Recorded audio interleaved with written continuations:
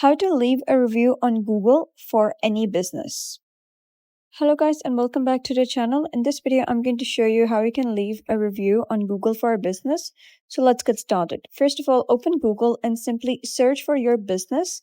You can search for that and here you'll be able to see your business over here. Or alternatively, you can simply go to Google, search for Google Maps, and you can simply navigate to your business within the maps.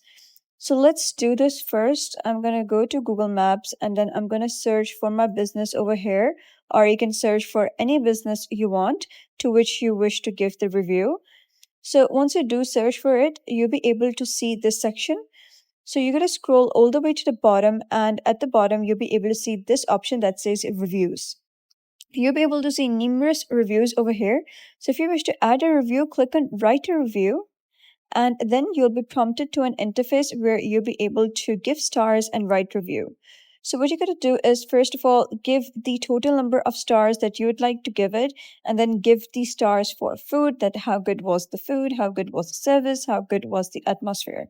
And then you can also write some details about your experience and what did you get, how much did you spend per person, how long did you wait on the table, how would you describe the noise level, etc. And then simply click on post.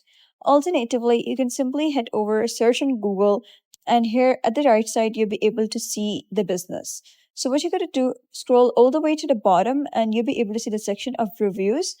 To add a review, you're going to simply click on add a review. And just like here, you'll be able to see an interface like this. So just like you wrote the review over here, simply give the review over here, click on post. So that's basically how you can give a review to any business on Google. So if you found this guide helpful, give it a thumbs up.